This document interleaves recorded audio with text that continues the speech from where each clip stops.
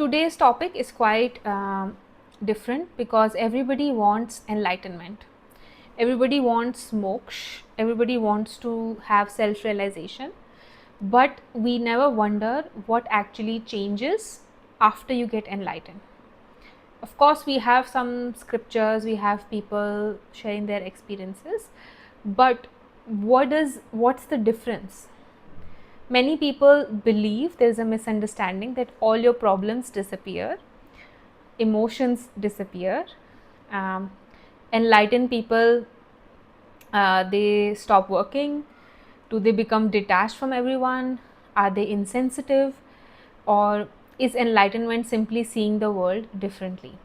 So lot of myths are around these things, and in many of my reels I do cover these as well, so that we understand what true enlightenment stands for. In today's session, we are reading chapter 5, Bhagavad Gita. So we continue from verse 16.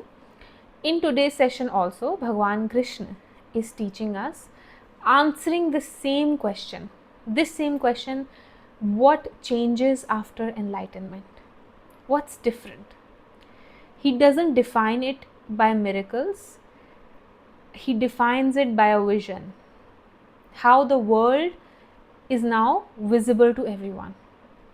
That is what we will understand. So let me start reading verse 16.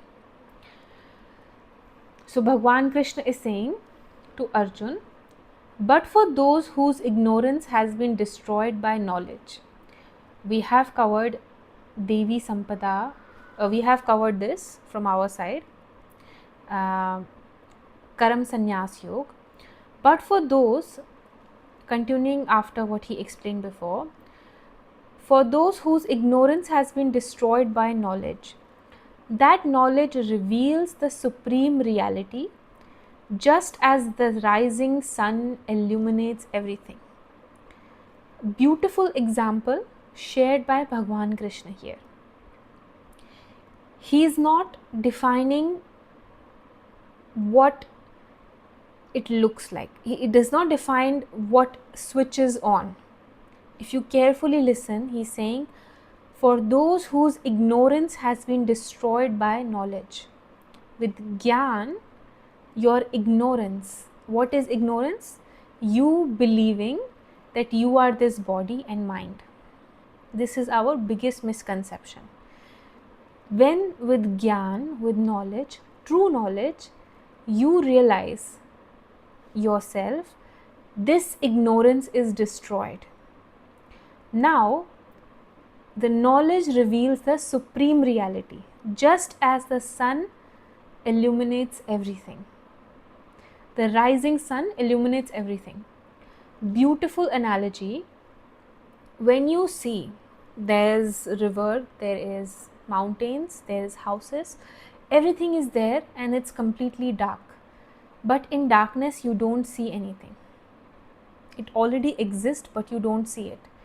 When the sun is rising, you start seeing things. You start seeing the mountains, the river, the house, everything. It becomes visible. You know? So, what is changing? Nothing has changed. Technically, nothing has changed. Mountains were there before also, mountains are there now also. What is changed? Only the sun is appeared. That is what enlightenment looks like. This is what Bhagwan Krishna is sharing, what it looks like. In the next verse he is saying, those whose intellect is fixed in that, whose mind is absorbed in that, who are established in that and devoted to that, become free from all impurities. Through knowledge and attain liberation, never returning to delusion. Bhagwan doesn't say God. Please understand. He is saying whose intellect is fixed in that. What is that? Mind is fixed in that. who are established in that, devoted in that. That is the truth, which a lot of saints said. Instead of saying I am God, they used to say I am that, because people define God differently. They define God as Devi Devtas, these mantras, Lakshmi, Ganesh, or Allah, or whatever form they praise it, and how they worship God. That's why many saints, they don't use the word God itself, because God is quite wrongly interpreted. You cannot define something that is infinite. So we have defined God and boxed it into something. We have defined God and boxed it into something, into an object, religion, a deity, something or the other. You have limited it. You have limited the infinite. That is why Bhagwan Krishna is not using the word God. He is saying, when you have still your mind, intellect and body in that which is the ultimate truth, which is infinite, the unified consciousness, the truth itself, then all delusions are gone, impurities go away, and you attain liberation. That's how you attain liberation, which is we called moksha. Everything should be constantly connected. When every part of your being is connected to the truth, then mind slowly loses its old conditioning. Currently, all of us sitting here, we have a memory. We have RAM, chip, we have a programming, a coding mechanism. That's how you think, that's how you react, behave. Every person has different. You all have different ways of this. Same is the way here. Your mind has an old conditioning, own belief system. There is no such thing as belief. There is no such thing as right and wrong. Everything is right. Everything is happening just the way it is supposed to happen. So hard for us to believe this because we are conditioned this way. Since birth, you are taught this is right, this is wrong, this is good, this is bad, this is nice, this is evil. You are conditioned this way. Everything, and it is required also to live in this world. But they never teach you the second part. The first part is how to live in this world. The second part is who you are. Nobody teaches that. If a child knows this from the beginning, that, oh my dear angel, you yourself are the unified consciousness, you have the power to manifest anything. And this is the rule of the world. This is how you live. The world, this world that you have come in, works on duality. Duality means two things: good, bad, nice, evil. So, to work here, you must understand this concept, but actually, you are above all of this. How? Everybody is conditioned towards a mind. Everyone, even the evil criminal, is also God, just the personality and the mind is conditioned wrong. That's it. That's the only difference. And given the opportunity, you can also become a criminal. Just the opportunity has to be given. So Bhagwan Krishna is saying, if you are constantly connected to that true self, your true self, then you are liberated. The delusions go away, ignorance go away. In your day-to-day life, how will you apply this? In your day-to-day life, if you observe around you, you will see only attachments. Please listen to this very carefully. Every human being is deluded. they are living in ignorance. Some part they also have gyan. You all have gyan sitting here because you are the Atma. Atma is full of gyan. Everybody has it. Some has covered it, some are uncovering it. That's the only difference. Now, if you look around you, everybody is deluded with attachments. First, attachment to this body. If anyone says anything to this body, expression changes. You get hurt. You feel hurt. You feel upset. You want to be angry. Imagine the love of your life. Let's talk like this. One person whom you love a lot, you will do anything for that person. You are giving money, food, house, you built everything for that person.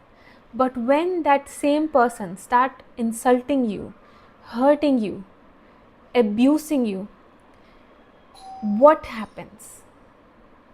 You start shouting them at back. This love has gone. Within seconds, the love disappears.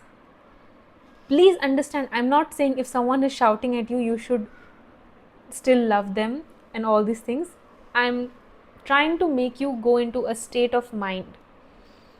Reactions are separate, inside state is separate. If you want to be a saint, if you want to be liberated, if you want to cut your karmas, you need to have an inner state. Right now, you loved someone, and suddenly when they don't agree with you or they disagree with something you said, immediately you start frowning, you get angry, and the love disappears. Immediately it happens. Which means you love this thing more than that person. Isn't it? Same is the case, two people are sitting. A mother is talking to both of them. Right now, everything is nice. Those two people are very kind, talking very good. Everything is nice. Suddenly, they start insulting her son, or they start pointing out his mistakes. Maybe they are right also, by the way. You don't know if they are wrong. What if those two people who are pointing out her son's mistake, they are correct maybe, but the mother immediately starts becoming against those people. You are this, you are that. What do you know? Do you have kids? What is this thing called? This is attachment. This is the main reason you are making karmas in this world. Even today, you are just making karmas because you are attached to some things. First, this body, your house, your family members, your kids, office, money, these kind of things you're attached to. When you are attached to it, you are insecure about it. And when you are insecure, you will do anything. You will justify by any means that you are right and the other person is wrong. That is where you build a karmic chain. That's where you build a karmic chain. A mother is insecure that my son will leave me if I say anything to him, and what will happen to me in old age. So she stays mum and she lets him treat whatever the way he is treating to his wife. Even though she many times don't agree with how his son is treating his wife, daughter-in-law, still she will not say anything because she is insecure that if I say anything, my son will leave me, what will happen to me? This is building karmic chain. You staying mum in that moment, not saying anything, built a karmic chain. Cannot say anything now. It's done. That karma will come some other way to you. Because you are attached and insecure. Every day you are making these karmas because you are insecure about something. About your personality, looks, body, feel, emotions, some people are insecure about height, some people are insecure about money, poor, rich, million things. This mind is conditioned on million things. So million insecurities are here. Based on this, you react, talk and behave. And that is how you make your karmas. And you are not even self-aware to observe this. That is why Bhagwan Krishna is saying, mind, intellect, body and whole life, if devoted to that, constantly connected with that, only then you are liberated, because only then you see subpar your attachments. Then you don't react based on insecurities, attachments, moho. Then you react as it is required. If in this situation I should get angry, it's a choice, you get angry. You show that you are angry. It becomes, every action becomes a choice. The wise see the equal vision, a humble and a learned Brahmin, a cow, an elephant, a dog, and even one who eats the dogs. Beautiful shlok. This is actually one of the most famous shlok of Bhagavad Gita. Bhagwan Krishna is saying, shlok 18, chapter 5. The wise, the enlightened, the liberated person see with equal vision, samdarshita, equal vision. A humble man, a learned Brahmin, a cow, elephant, dog, or even the one who's eating the dog. He sees everyone equally. Sees equally. Please be very careful. These shloks are very often misunderstood. You need an enlightened, a Tattva Gyani Guru to explain these to you. Otherwise, we will apply it wrong. You will start going and behaving the same way with your daughter, daughter-in-law, your father, mother, mother-in-law. Everyone will behave the same way. It's not talking about your behavior. It's talking about how you see it. You see same thing in everyone. What we do is, in spirituality, we behave the same way with everyone, but see differently.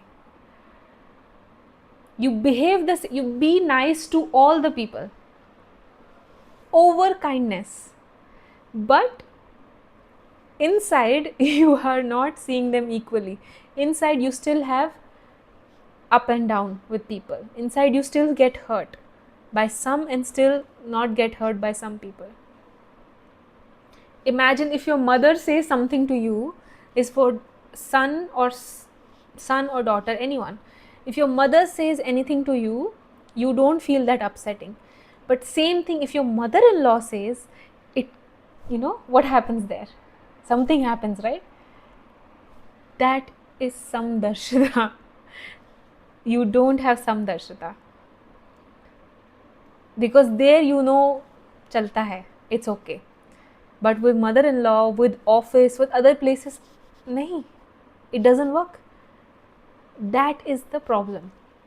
So here also, if Bhagwan Krishna is saying, see dog, and the one who's eating the dog equally, he's saying tiger, cow, lion, dog, squirrel, humans, intelligent, criminal, all of these people have element of God.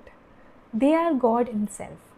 The difference is that mind is different, actions are different, personality is different, conditioning is different, karma is different. And an enlightened soul knows this. He knows currently his mind is making him do these bad activities. That is why it is said, never give up hope. If given the opportunity, when I say if given the opportunity you can be a criminal, then if given the opportunity to a criminal, he can be a saint. If given the opportunity. if given the ambience, the environment, he also can become a saint. The difference thing here is the consciousness in all of them is same. How you act with these people is based on the rules of the society, but how you see them should be different. For example, electricity powering everything. Bulb is different, tube light is different, fan is different, right? Light is different, everything is different, but electricity is same. Same is with all of us. Inside, the soul is same. This is what Samdarshita looks like. If you say, also another example goes of the waves. In the sea there is wave. Wave 1 is small, wave 2 is big, wave 3 is very, dicey. So waves are different, but at the end they are just water. At the end it's just water. Same thing we need to understand. Every human being, animal, every living and non-living thing is same, just inside this Atma, outside is just different clothes. Even in this life, they have conquered the cycle of birth and death, whose mind is established in equality. Now, this cycle of mind and birth is a very Hinduism thing, told to people so that you work towards something. Unless given some, like in the previous session we discussed, unless you see that if I do something, I get something in return, you won't do it. If I say don't hurt people, otherwise you'll get pap karma, then only you will stop hurting people, isn't it? Otherwise you have no connection with people in you. You're not even that good human being. Same is the case, the cycle of birth and death. Once you realize, you see it's pointless. It's a pointless thing. It's his destiny. He decides. Do I come back? Do I not come back? It's not up to me. I don't care. When you are with the flow, the river, wherever it's flowing, you flow. It doesn't matter to you anymore that you are coming again or not coming again. It is only created so you start working towards it. Otherwise, you won't even start. So, this is your last birth, not your last birth. Nobody knows this answer. You know who knows? The infinite, that knows. Once you are connected with the self completely, you come million births, what does it matter? What does it matter? You come and you'll help people. Everybody is you. Once you realize, if you know lucid dreaming or no, I don't know. Lucid dreaming is a state where you can be awake during the dream is happening. So you can see what you're dreaming. Once you practice that and you know lucid dreaming, then how many times you sleep, it doesn't matter, right? How many times you have how many dreams, it doesn't matter. You know you are awake. Now you don't need to be dependent on the dream. Same is the case. Once you are realized yourself, it doesn't matter how many births you have. It just doesn't matter. The byproduct is that you get detached from your karmas. That's it. Immediately when you realize yourself, no more karmas you're making. Because who makes karma? Mind and body. Only mind and body makes karmas. And when you realize, you just separate yourself from it. So it doesn't matter. So Bhagwan Krishna is saying, even in this life, the person who has realized, they have conquered the cycle of birth and death, whose mind is established in equality, which we just talked about. Since Brahman is pure and equal towards all, they too remain established in Brahman. It's that simple. That Brahman is so pure and equal. Everybody is same for them. They don't think ill of anyone. Then they too remain established in Brahman. Brahman, that, this, God, Atma, soul, whatever you want to call it. So Bhagwan Krishna says this very beautifully. He say, he doesn't say liberation comes after death. He says right now, here itself, it is there. It's just there. Like we discovered in the first shlok, he's saying the sun rises and you see things clearly. So enlightenment simply means removing the dirt that you had all this life, so that you can clearly see yourself, clearly see who you are.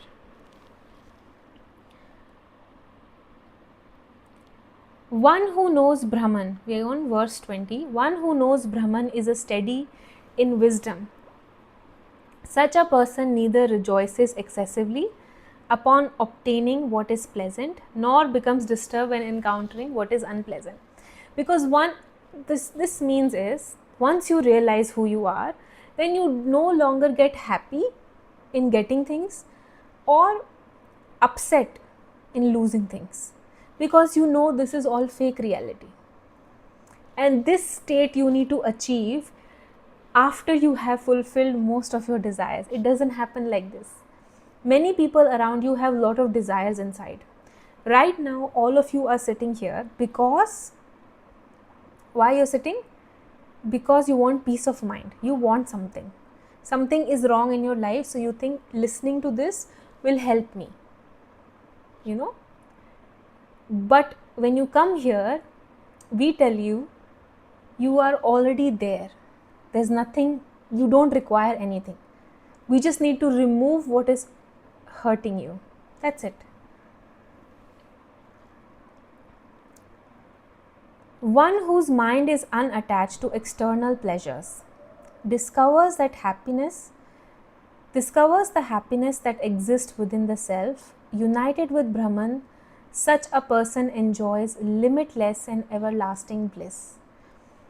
Because he does not attach to outer things anymore. He knows he cannot change things outside. You cannot change what is changeable. You cannot stop changing things that are changeable. Weather changes, mind changes, body changes, intellect goes up and down. You know, there was one question someone asked me, I didn't get a chance to answer them. So we say that if someone is in ICU or does not have mind working, then they should be enlightened. Actually no, because their intellect is not working. That doesn't mean man is gone, desires are gone. Only the memory part is gone. Once the memory refreshes again, the desires, body things, what eyes want, what food he wants, that still exists, cannot be changed. This attachment to the outer world that all of you have is the reason for unhappiness. Leaving them is also the reason for unhappiness. Nothing you have to leave. You have to stay here, embrace what you have, enjoy what you have, and not get attached. That's the beauty.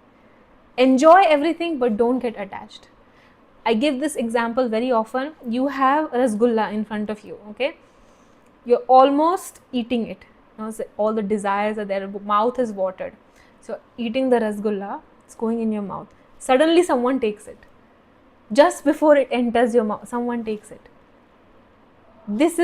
And still nothing happens to you. This is living like detachment. Okay? If you're eating it, good. If someone takes it, also good. It's okay. So hard to do. Rest all is everything nice. Bhagwan Krishna is saying, one whose mind is unattached to external pleasures, outside pleasures, discovers the happiness that exists within self. You are already complete. You are the Brahman, the self, the truth itself. Nothing you do outside can make you happy, make you complete. It's impossible. No matter what you do, even if you learn everything from me, what I have learned, unless you experience it yourself, it cannot work. I can guide you, I can show you the path, I can protect you. I can take you to the right direction, but you have to walk it. There's no escape. And where you have to walk, you just have to stop dreaming things on the inside. That's it. Outside, you have to leave nothing. Only the desires you have to leave. That's it. But test, how will you test it unless you leave it outside? Huh? That's a very tricky thing. That's why Guru is there in your life. So united with the Brahman, such a person enjoys limitless, everlasting bliss. So here, let's notice in today's session, Bhagwan Krishna goes through a beautiful sequence. He first says knowledge removes ignorance. Then he says mind when becomes established in the truth, we have equal vision. So knowledge, Gyan, removes ignorance.